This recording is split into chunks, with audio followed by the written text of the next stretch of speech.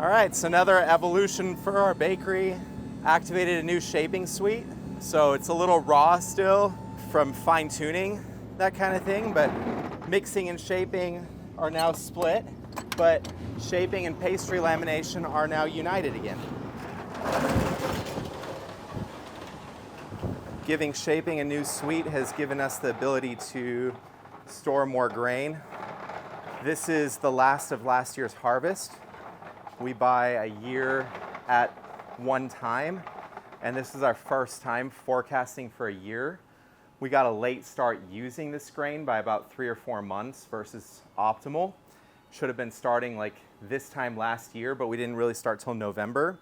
So this is kind of the pile up that we had to take the rest of it from our grain cleaner so that they could make room for this New Year's harvest.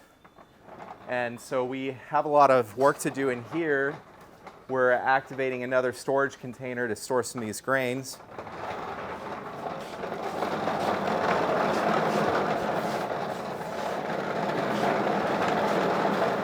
So green is Shea. You can see this another green rack here. That means that's the location we're at right now, and so that means, you know, it's staying here, and so it's going into the fixed walk-in container versus a mobile refrigerator.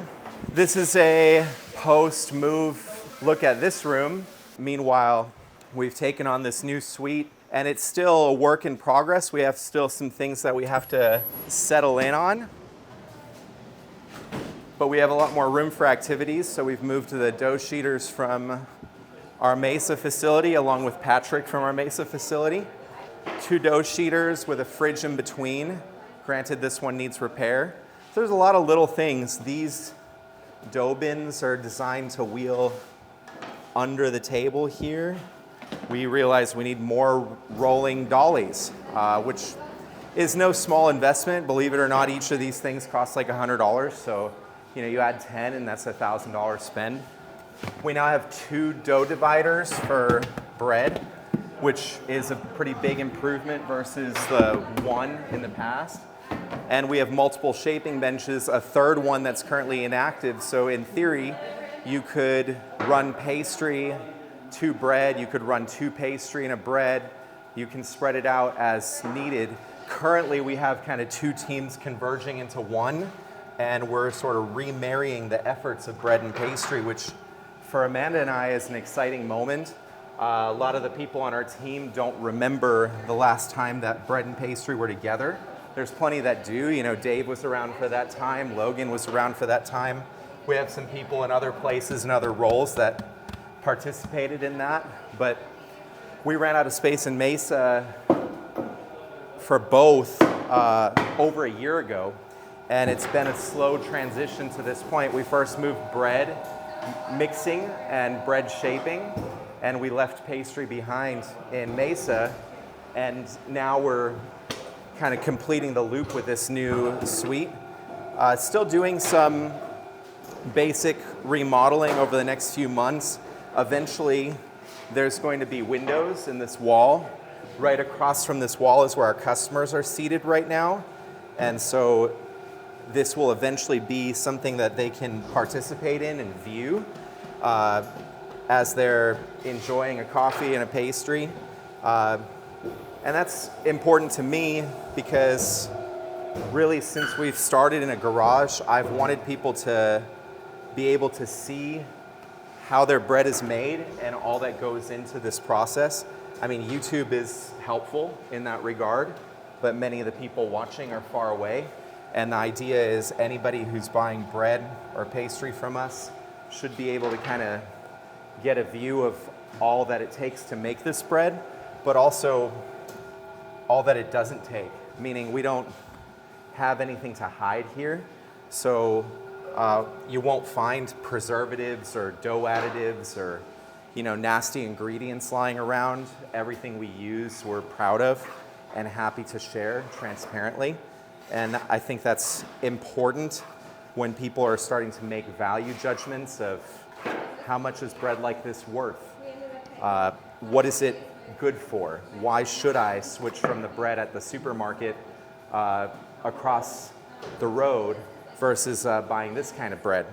So I'm excited about that development as well. And for our staff internally, we believe in building bakers rather than just assembly line workers.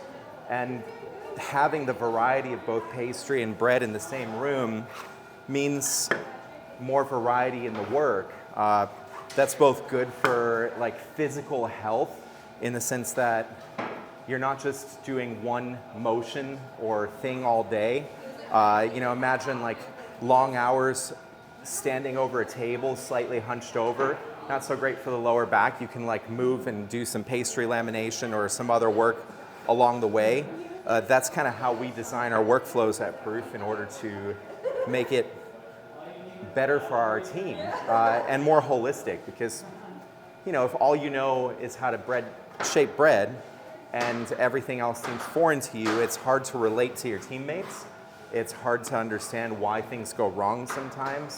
It's hard to have the proper amount of compassion and empathy for the different processes going on. So there's a lot of benefits to this change, and it's a big one.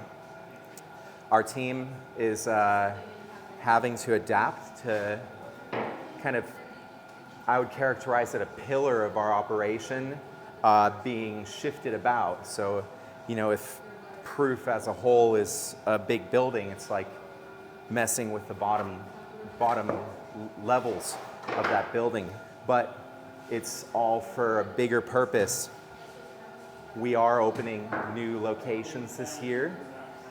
We are expanding our reach this year. We're getting to the point that we can strive towards offering better and better jobs through that expansion. We can reach more of our community. And all of these moves behind the scenes are part of that puzzle. So, later on this year, you'll see me opening a new facility in Gilbert, a big one, a bakehouse, one that takes product off of that refrigerated truck that I just loaded, puts it in a proofer overnight, or puts it in a walk-in cooler, and then the team there arrives in the morning and bakes fresh.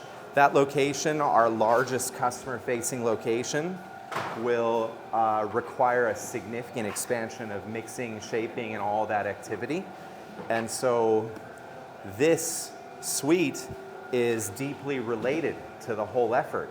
You can't unmarry the two. So when you look at our Gilbert facility, it's powered by this facility. And it's powered by the changes we're making 6, 7, 8 months in advance. So that's another sort of layer to the cake, that as you grow and build and expand, there's so many things to consider that happen beyond just opening a location where you carry more product. So we're also reaching a point of continuous flow. This facility looks a little chaotic right now, and it is. We don't have any shelving on the walls. We don't really have homes for our tools yet. It's like moving into a new house, Today it looks a little chaotic, and it'll be fun to watch as it evolves over time, because when we take footage in here a few months from now, it'll be a lot more well-oiled. And then the next sort of disruption will happen as we open a location. We'll, push the upper limits. But in this case, we have kind of a home for everything. What was happening in that back room that we were just touring with mixing and shaping was interesting, because the more bread that we mix, the more bins of dough we have, and also the more crates of final bread that we need to shape. And so when you constrain both to one room, the mixers are mixing more bins and the shapers are shaping more bread. These objects end up growing in number and crowding the humans out in the middle. We're preventing some of that from happening. Take a look at some of the smaller things we do around here. This might look just like a crate stack, but you see it's labeled, color-coded. There's a particular amount of these Banneton forms in this crate stack based on what our production system that we've been building now for 2 years tells our team what to do in a given day. We actually wouldn't be able to do what we do without that production system. I've been very silent about that for 2 years because we've been building, but we are getting closer and closer to having some really state-of-the-art software that we use internally, and eventually we'll hopefully share it with the world so that people working in their garages across the world don't have to go through the chaos that we went through, having 12, 13 different spreadsheets that don't talk to one another, having pastry bags worth of manual lists everywhere, having a human behind the scenes that's constantly having to write down new instructions. So you see just a crate stack here, but it's actually sorted, organized, color-coded, and thus at the end of the day we can just divide by color and sort out the different locations that we have and get bread sent where it needs to go. This is part of what it means to do artisan sourdough at scale. One of the things we're missing is more of these black sets of wheels. So why are we doing this all at scale? Well, for us it's really clear. In order to give our team opportunities for growth, in order to create balance and redundancy so that we can weather storms, which those of you who have followed us for a while know we've weathered our fair share of, there's a certain scale that makes it easier to do. I think the happy zones are very small or past medium, let's say. When we were in our garage, Amanda and I governed a lot more of the processes, took a lot more of the risk and responsibility. If things didn't go well, we kind of had to worry about ourselves and only a few other people. Nowadays, we're responsible for the livelihood of 60 and growing. And, a couple weeks ago, our pastry oven goes down mid-bake and loses power, and there goes $2,000 of product. Well, that can be a devastating moment unless you have another bakery that produced pastries that morning that you can rob pastries from. You have continuous flow, so you're baking through the day, and so you can kind of add more production on the back end. So by the end of the weekend, we had caught up with production. We had to make some quick pivots. But though we lost the labor, the ingredients on the $2,000 of pastry, we didn't lose the top line revenue that weekend. We still sold the same amount of goods. And that's part of what the benefit of sourdough at scale is. It's certainly not for everybody. I think a lot of people would be happier keeping their businesses super small.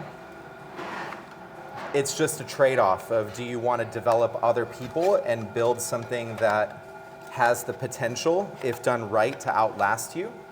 Or do you want to build basically a set of jobs for you and your business partner, or kind of your core team that you stay in? And there's nothing wrong with that approach either, just a different one.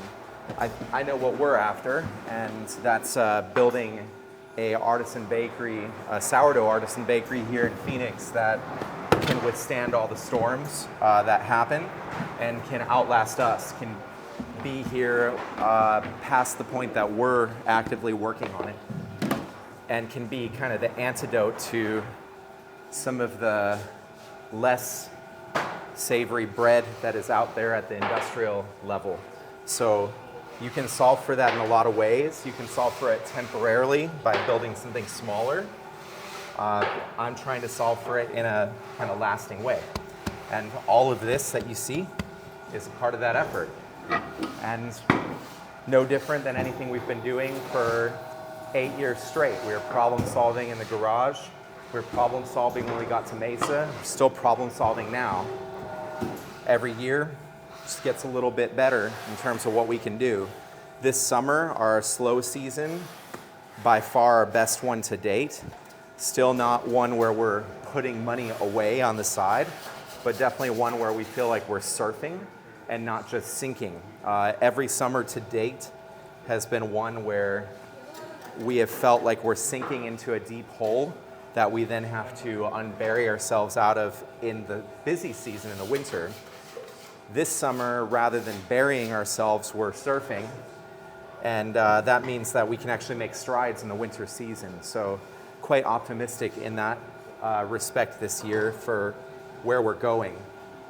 Last few years have been harder and harder in that regard, where frankly last year we didn't quite unbury ourselves in the busy season from the summertime slowdown, and that hurts because you're then long-term kind of carrying the pain of a short-term seasonal dip.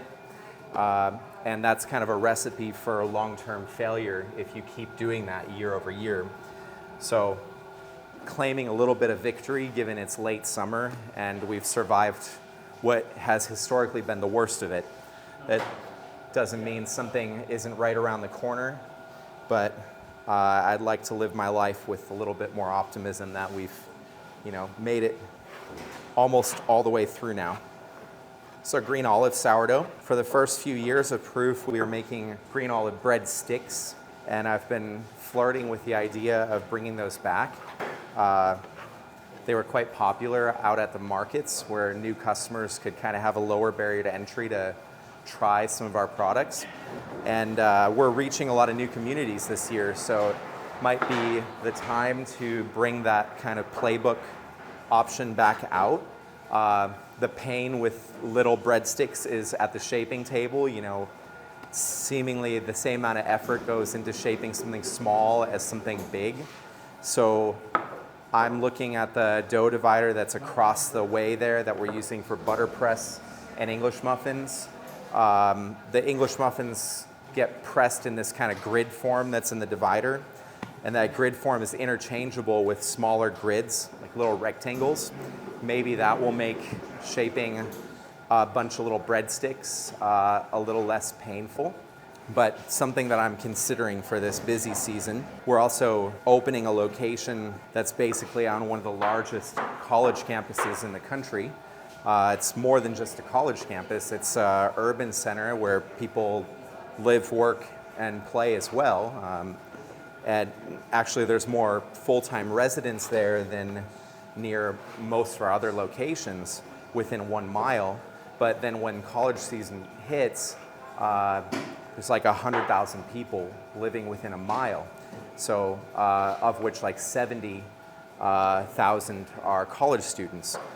So we're kind of thinking about that. How do we introduce the next generation of young adults that maybe has less desire to eat healthy? I don't know, like I might be projecting, but as a college student myself, I wasn't as mindful of what I ate during those years. How do we give them kind of an accessible route towards our bread? So I'm thinking about smaller formats. I imagine, the loaves that we're shipping out in the world, those like huge 2-kilogram loaves that will feed a family for a week, are less appealing to a single college student living in a dormitory. But a lot of interesting changes this year that will push us and grow us and make us into a stronger overall operation. Not changes that come without risk either. I'm cognizant of that, but I always kind of go back to some of the things that we've already gone through, and these are the kinds of risks I prefer navigating than necessarily navigating getting forced out of our garage in a hurry, or some of the things that we've already faced in the past. So that's a little bit of an update from what's going on over here, and it's a lot more to come in the upcoming season.